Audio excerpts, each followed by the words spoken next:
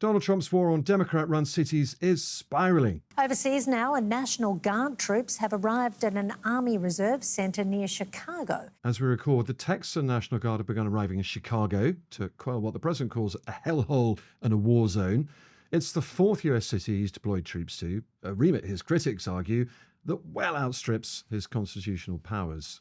Let's take it to the US now, where a federal judge in Oregon has temporarily blocked the Trump administration from sending hundreds of National Guard troops to Portland. Yeah, LA, Portland, Washington, D.C., and now Chicago too are all challenging the president's deployment in the courts. And that's put the US military firmly in the crosshairs of a major constitutional crisis.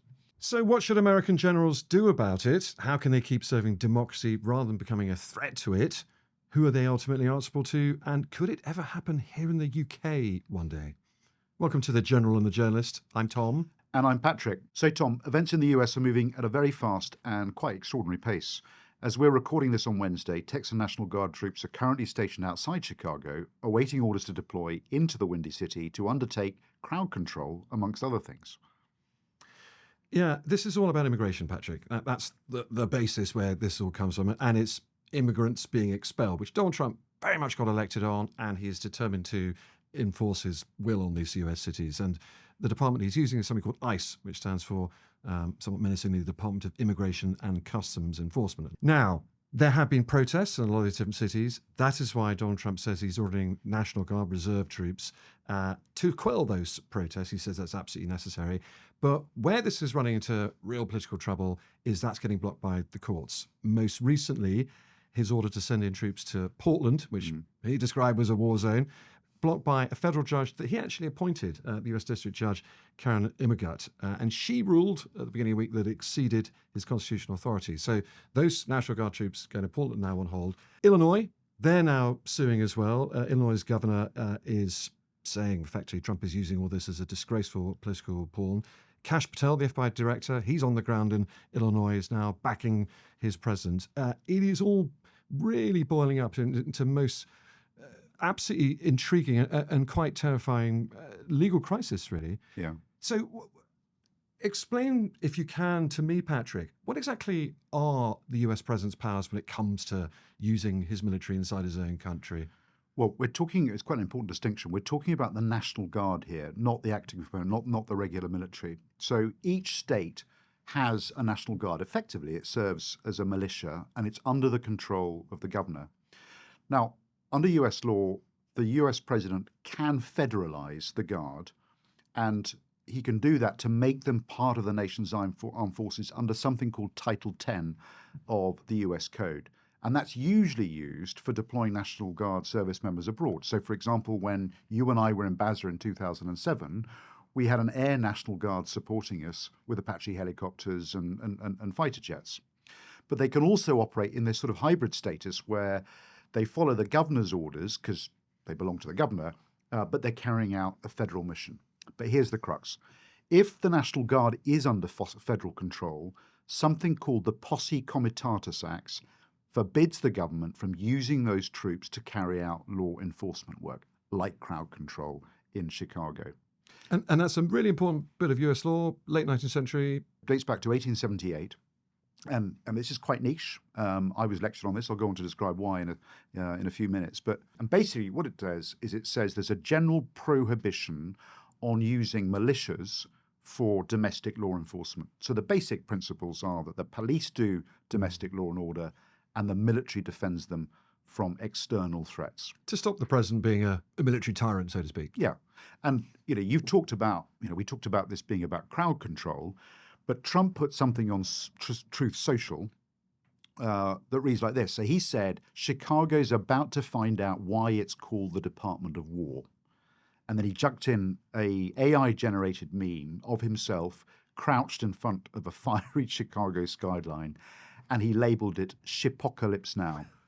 Now, that is really unsettling. So that Posse Comitatus law has been the vehicle, if you like, the legal vehicle by which those 4 US cities we talked about earlier on have been challenging his authority, his constitutional authority to deploy them. And if those legal challenges all succeed and Trump fails to deploy National Guard, he's got a plan B already, Patrick, and he's been kind enough to share this with us already. And it's to invoke something called the Insurrection Act. not to turn this into a class on US laws down the ages, but the Insurrection Act is a really interesting bit of legislation that effectively allows him to override posse comitatus and all the other standing statute to effectively do what he wants with the National Guard, with these reservist troops. We have an Insurrection Act for a reason. If I had to enact it, I'd do that. If people were being killed and courts were holding us up, or governors or mayors were holding us up, sure, I'd do that. So the Insurrection Act, Patrick, I got really into it last night. I went down this rabbit hole, stayed up far too late researching. I was really quite fascinated by it. Do you know how many times it's been invoked since it came about 200 years ago? Only 30 times. It's quite a rare thing. But here's a really interesting thing. On those 30 times, pretty much 85% of them are to deal with some sort of race row, some sort of violence that has come about over issues of race. George Bush, for example, the riots in Los Angeles over a racial issue in 1992, he was the last time to trigger it. But another good US general, 4-star general, Patrick, as indeed you are as well, but not that you've got any political ambitions, Ulysses S. Grant, who led the Union side in the Civil War, went on to president. He invoked it 6 different times during his presidency in the 1870s, largely to deal actually with white supremacists rising up in the South. And of course, Eisenhower and Kennedy both invoked it over the wishes of governors in southern states to facilitate school integration after the Supreme Court's landmark Brown versus the Board of Education. There's an irony in all this. I mean, just going back to the posse comitatus discussion, I'd never heard of posse comitatus, and when I was a sort of mid-ranking officer and I was at Staff College, we all went over to the US, to learn about the US military and sort of exchange of staff colleges and views. One of the places we visited was the FBI headquarters at Quantico.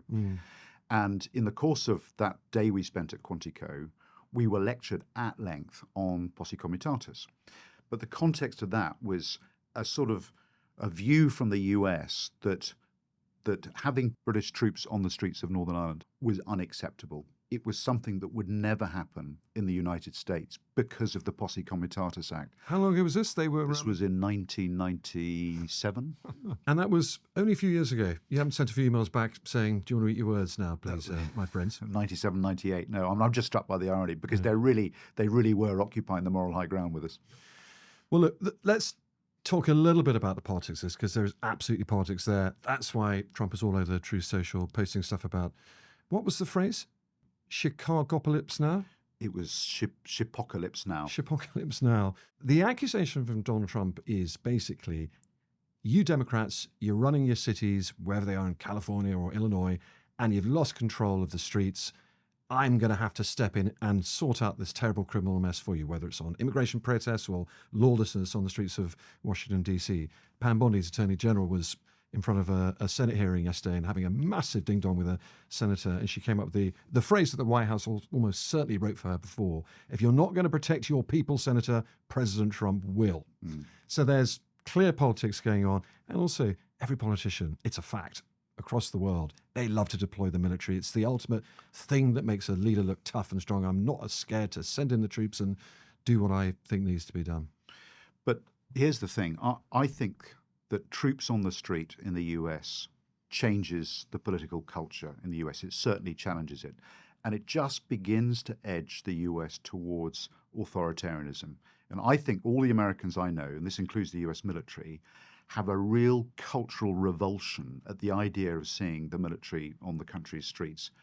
And it feels like Trump is now sort of setting himself the task of breaking down an absolute bastion of American political culture. I mean, you were in the US during the elections, covering the elections. I mean, how do you feel? How do you see that? So I think that is a perfectly acceptable view for a Brit to hold, looking at America and thinking about America that we all knew and loved maybe 20, 30, 50 years ago. That isn't America of today. And that, I think, was one of the most challenging, difficult things for me to understand when I was out there covering the election for 6 months last year. It is a place where every community, every side of the political divide now is really in fear, living in fear of what the other side might do, and a belief, again, on both sides, that the system itself, the system of government, of justice and law and order, no longer works. It is basically broken. There is almost an acceptance that something has to be done outside of the system now, where I don't think would have existed a few years ago, such as, for example, deploying the troops. And also, I'd argue Trump wouldn't be doing this unless he thought it was popular, at least with the people who voted for him. So it feels qualitatively different, you think, from any other period? Yeah, absolutely. I mean, coming up to certainly the November election, there was real fear on the streets. I remember we went to a gun shop in Atlanta. Georgia was a big swing state. It went for Trump. The Democrats won it last time. Massive fight going on there. And the volume of people coming through that gun shop, stocking up on ammunition before November 5th polling day, going into the firing ranges just to get their drills right so they could shoot there, because they're all armed. They really feared what would happen after the election, whoever won, whether it was going to be a mess or not. And they were absolutely convinced that violence on the streets could well be a possibility. And I'm afraid that is the climate today. And then, of course, Patrick, there was what happened in Quantico last week, where you've been before. Kind of different setup, though. The president and his war secretary, Pete Hegseth, called all 800 American generals and admirals from their commands all over the world to come to a big briefing room and hear from them about what they wanted from them.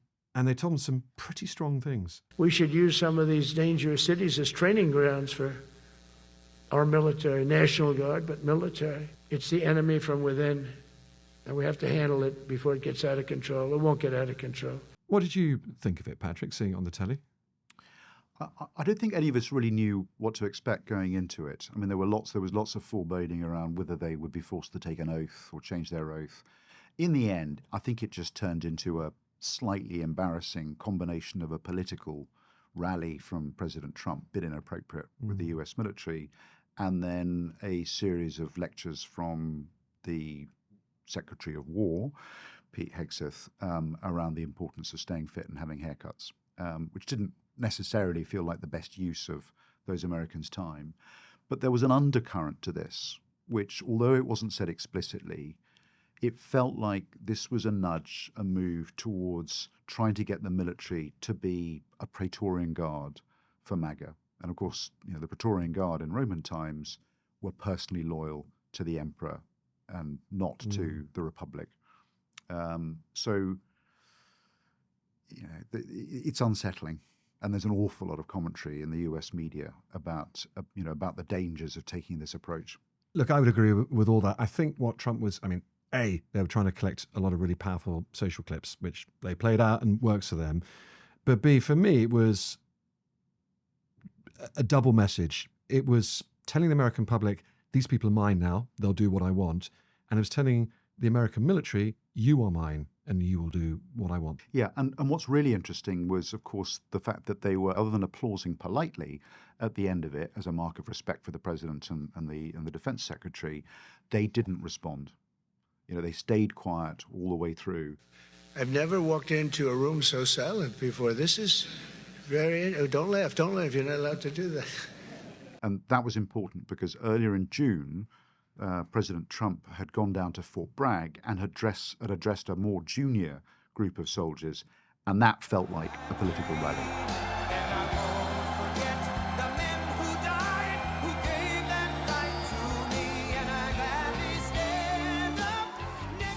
Whooping and cheering about lines that Trump was taking, attacking the previous administration and the previous president that they had been loyal to and whose orders they'd had to follow. So that incident in Bragg felt partisan. And I think the US military, and certainly those I've spoken to, the generals, were absolutely crystal clear that that shouldn't happen here. Because for them, they cannot be seen to be partisan. Both parties, Democrats and Republicans alike, have to have complete confidence and faith that the US military will serve both parties. The US military isn't like the PLA, the People's Liberation Army, which serves the Chinese Communist Party. It's an army that serves the whole of the nation, not one party or indeed one president. But what is dangerous here is there's just a sense that, as you were saying, I think Trump is starting to try and use or see the military as an instrument of political repression. You can't use language like going after the enemy within without implying that you're going to use the military as an instrument of political repression. And the thing that really echoes for me here is that great quote after the Second World War in Germany, Pastor Niemöller, who said, "First they came for the socialists, and I did not speak out because I wasn't a socialist. Then they came for the trade unionists, and I didn't speak out because I was not a trade unionist. Then they came for the Jews, and I did not speak out because I was not a Jew. Then they came for me, and there was no one left to speak for me. Yeah, it's a really, really powerful quote. But anyway, the point is that Trump has, I think, drawn some lessons from his first administration. Because, of course, he started off, as we saw, appointing a whole series of generals because he thought that they would be strongmen, who would drive his will through. Actually, what they did was to serve as restrainers. They restrained some of his worst impulses. They kept the ship of state steady, and that frustrated him. So he's now in the business of getting rid of any general that he sees as not being loyal to the MAGA vision. We're talking people like John Jim Mattis, who was his defense secretary. He resigned in 2018 in protest of Trump's Syria policy in his first administration. A man I know well and have a huge amount of respect for. General John Kelly, another one. He was first Homeland Security Secretary, then promoted to be his White House Chief of Staff, also fired in 2019. And then there was the biggest general of all who clashed with Trump, at the time, his chairman of the Joint Chiefs. Yeah. Well, there's also H.R. McMaster, another old friend of mine, who was his national security advisor for a while. But Mark Milley is certainly the most high profile. So he was selected by Trump for that appointment. Trump, I think, was very impressed with Mark Milley's war record. He'd shown considerable personal courage, and the reason they fell out was, a couple of things. During that very, very difficult period of transition and around January the 6th, when it looked as if the US were unstable politically, General Milley, as the chairman of the Joint Chiefs, took on his own initiative the step of reaching out to his Chinese counterpart just to reassure them that they didn't need to worry that the US were going to strike China or trigger a military crisis. That was an amazing moment in history. That, just in case when Trump had lost power, but he was still in the White House during the transition, he did or said or ordered something extraordinary. Effectively, Mark Milley was completely counteracting and going above the still elected president of the United States. Well, I think Mark Milley was doing exactly the right thing, which was to make sure that the US's enemies or opponents understood that things were stable. I mean, he kept the world safe because of what he did. But of course, Trump accused Milley of treason.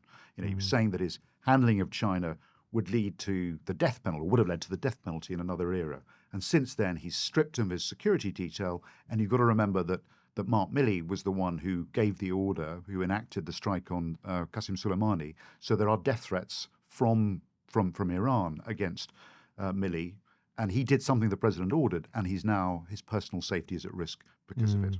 The other thing, of course, that he's continued to do in Trump 2.0 is purges of officers preemptively this time to make sure there are people there who will do what he wants rather than not and refused. One of his first acts of being president, he fired the chairman of the Joint Chiefs at that time, who was an Air Force general called Charles C.Q. Brown. He was African-American. Trump thought he was too woke, and he was out. On the same day, he also fired the Navy's Chief of Naval Operations, Admiral Lisa Franchetti. And just on Friday, he's fired another very senior naval figure, the head of the Navy, its Chief of Staff, John Harrison. I knew C.Q. Brown and I knew Lisa Franchetti, and those are both extraordinarily talented, distinguished officers who absolutely deserved to be appointed to the chiefs of their service and to be chairman of the Joint Chiefs. So the idea that they were removed for being woke or that they weren't up to the job is just doesn't, the facts don't bear it out. I think, though, I should do a bit of pushback at this stage, though, because there is the other side of this argument, and it's one that Trump makes, and that is this guy was democratically elected to do absolutely everything that he's now doing, including sending in ICE to round up illegal migrants wherever they can, including cleaning up crime by whatever means it takes. So he has a democratic mandate for this. So arguably, the state, all its powers, including the military, should get on with it, because if he's been elected, it's not a political act. It's the will of the people and their appointed leader. Yeah, so there's a couple of things there. I mean, let me just take you back to the purges. I mean, of course, the president has got the right to remove and appoint senior officers, and then Congress confirms them. But there's a pattern here. There's a pattern of why people are being removed, the frequency, which is unusual. And armies and armed forces that go through purges end up demoralized, disorientated, and generally much less effective. And you've only got to look back at the Red Army in the 1930s when Stalin purged much of the senior leadership and executed them or exiled them. And then 2 years later, you have the Winter War with Finland, where the Soviet army is absolutely awful because the leadership is so weak and poor. So purging an army because it's not sufficiently partisan is not a good look, and it's not a good way of setting yourself up. But that's your argument, though. That's the point. That's how you would put it. No, he would put it. These people are just simply not doing what the people put here to do. Yeah, and I'm saying, of course, he can remove them, but there are going to be consequences to doing so if you do this repeatedly. Yeah. But to your other point, all that he was elected to do all of this. I mean, was he? I mean, did he campaign to enable an invasion of one sovereign US state by the other? Because that's what we're seeing at the moment. The Texas National Guard is designed to be used in Texas or overseas. It's not to be designed to be used in Chicago, in Illinois. And he's claiming lawlessness and insurrection, but at state level, the local officials in Oregon and Illinois have all emphasized the overwhelming peacefulness of the cities that are now under threat of this military deployment, and the pointlessness, the needlessness of any deployment. So I think you generally push back on my a bit, devil's advocacy there. So, Patrick, given that senior US military people may soon have to make some really big decisions about what orders to follow or not, what is their guide rail for all of this? Going back to our big question, really, who does the US military actually answer to, and are they even legally able to disobey a serving an elected president? So it's not quite as clear as you would want it to be. Everyone who joins the US military takes an oath, and the oath reads, to support and defend the Constitution of the United States against all enemies, foreign and domestic. But they also swear to obey the orders of the President of the United States and the orders of the officers appointed over them, according to regulations and the Uniform Code of Military Justice. So there is a tension between those two. But the Constitution comes first. That's clear, isn't it? Yeah. So if you've got to choose between the two, it's the Constitution, not the President. Yeah, and this is the point that General Mark Milley, the chairman of the Joint Chiefs we were talking about, made really clear in his farewell speech, because he pointed out that as men and women in uniform, we take an oath to the Constitution. We don't take an oath to a country. We don't take an oath to a tribe. We don't take an oath to a religion. We don't take an oath to a king or a queen or to a tyrant or a dictator. And we don't take an oath to a wannabe dictator. We don't take an oath to an individual. We take an oath to the Constitution, and we take an oath to the idea that is America, and we're willing to die to protect it. Powerful words. Yeah, I mean, I've known Mark Milley for 15 years. I first met him when he was a divisional commander in Afghanistan, and he's a man who has, immense physical courage. He has put himself in harm's way and been shot at and blown up. But he's also, as you heard there, got extraordinary moral courage. And arguably, as a senior officer, moral courage is the most important quality. He's also an incredibly inspiring leader. So I think the passion, and you could hear in his voice there, really captures how deeply we all feel as military about the importance of being non-partisan, of not getting involved in politics. And I've been lucky enough to serve alongside the US Armed Forces, the US Army, US Marine Corps for, 15, 20 years. I mean, we truly are brothers and now sisters in arms. They're an incredibly professional, devoted army. And I think this is a terrible position that they're being put in. But it's not really for a captain or a sergeant to turn around and say, well, I hear you, boss, but I'm not going to do that because I've read my Constitution, and that's that. That lead absolutely has to come from the very top, the 4 stars, the chair of the Joint Chiefs, the chiefs of the different services, doesn't it? Mark Milley being a really good example. Yeah, I mean, everybody is obliged to, this is true of us, everybody is obliged to to ignore an order if it's manifestly unlawful. I mean, it's dead obvious that it's unlawful, in breach of the Geneva Convention or whatever else. But otherwise, you're absolutely right. I mean, how can you expect a captain or a sergeant to make these sort of judgments? So it does come down to the senior leadership. And what I was always struck by is, the U.S. Army is comes from the South largely. It is generally speaking Republican voting, but they would never say so. And a lot of senior U.S. generals don't vote. They simply refuse to engage in politics. All right, look, this is what it could come down to, and I think this is getting to the crux of it all now. If Trump gets shot down by the courts, invokes the Insurrection Act, as we think he might, and he said he would, it could well come down to the current chair of the Joint Chiefs, a man appointed by Donald Trump in January to replace C.Q. Brown, one General Dan Raisin Cane. His nickname is Raisin Cane. Apparently that's what Trump quite liked about him. They had this sort of slightly crazy names, incredibly aggressive US Air Force fighter pilot, which is where he got the Raisin Cane nickname from. It could come down to General Cane standing up, hearing President Trump's invocation of the Insurrection Act and saying, I know what you're saying, Mr. President. I know you put me in this job because you didn't like the last guy, but I'm going to stand up now and say my National Guard troops are not going to go into Chicago. How likely do you think that really is? So the bottom line, Tom, is that if the president has given a lawful order, if this is legal, the chairman of the Joint Chiefs and the combatant commanders will follow it.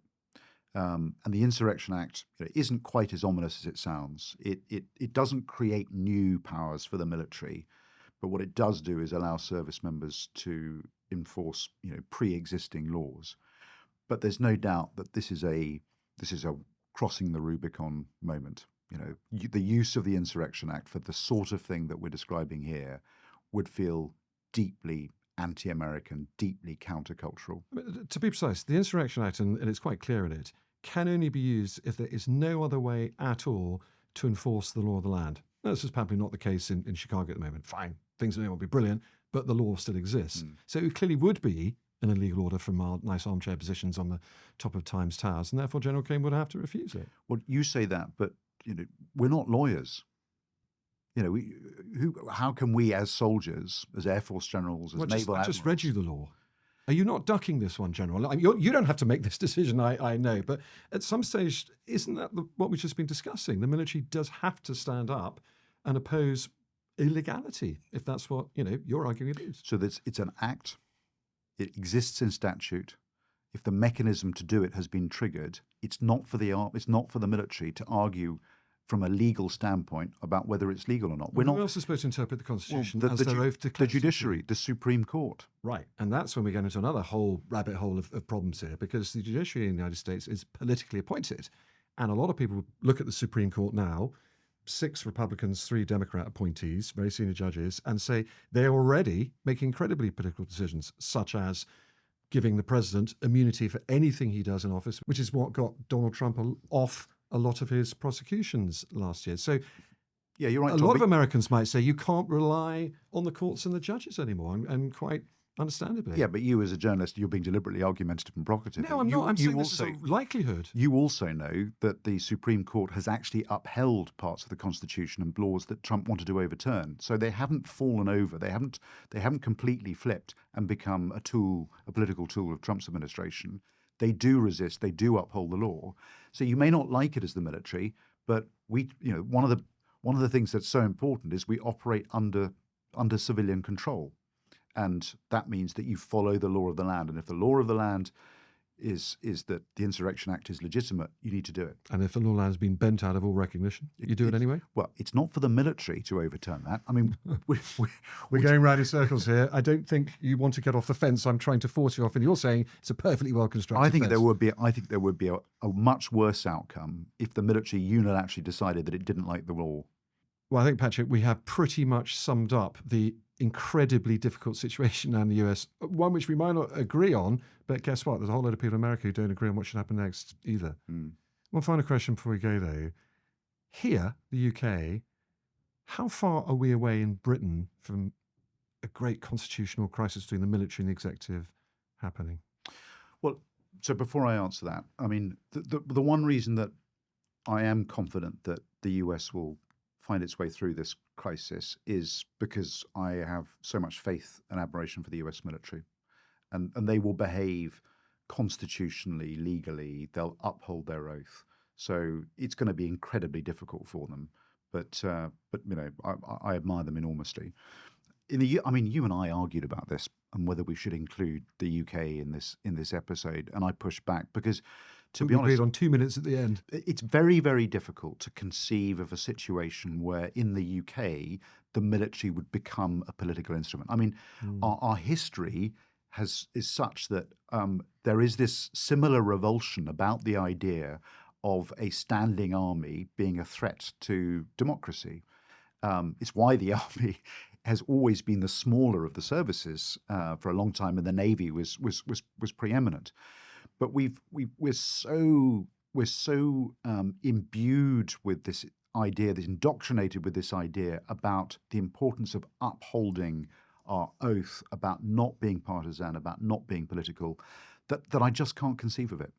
Do you know what? That's exactly what they told you in Quantico 30 years ago, the Americans. So, look, I would hope, and I think we're very far away from an American situation, obviously in the UK now, but there are signs. So, under the last Conservative government, under Boris Johnson, I think you were on the receiving end of a couple of these things, he had some pretty interesting ideas of how he wanted to use the military. He wanted the Royal Marines to invade Calais to stop the migrant boats from being launched. And he was really adamant that he wanted the Royal Navy to take charge of pushing the boats back. And the chiefs, and you were one of them. We talked about it. You had a dust-up with them, and you basically told the Prime Minister you weren't going to do it, didn't you? But we didn't do those things, did we? I mean, you know, there's nothing wrong with politicians coming up with out of the box thinking and ideas. You know, even if they're offensive, and clearly as offensive as the suggestion that we'd use the Royal Marines to invade Calais. Oh, God, well, I mean, Gavin Williamson as Defence Secretary went even better. I can't remember if you were chief or not, but I mean, it was great fodder stories for political journalists like me at the time. He would have a meeting of his chiefs and say, I've got a great idea. These Spanish ships sailing into Gibraltar, let's paintball them. That would really embarrass them. And strangely enough, that never saw the light of day. But it's a fair point, because if you get a political climate, which we don't have at the moment, but if you get a political climate and a politician elected to deliver on these more left field type solutions, then the military will come under great pressure.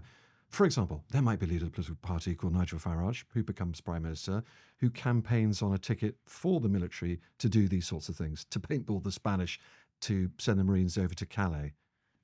And then you have a very different decision to make.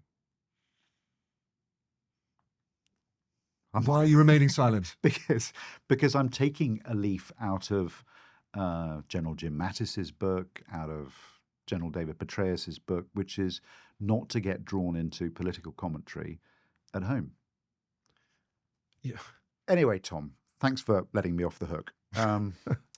So happen every week. Well, so you remember last week we were talking about Russian air incursions, and we talked about the rules of engagement, and we talked about the air policing mission, and it turns out that I think we were not entirely accurate. In fact, I had a phone call from a very senior general in NATO, in Allied Command Operations in Mons, who just wanted to point out that in fact the rules of engagement had changed, that we no longer talked in terms of an air policing mission, because air policing is no longer fit for the sort of challenges that Russia's producing, and we're in fact adopting an air defense mission. But I'm very grateful to NATO and Sacco's office to reaching out for us. And if Sacco would like to come on and explain this himself, he'd be extremely welcome, and we'd be very grateful.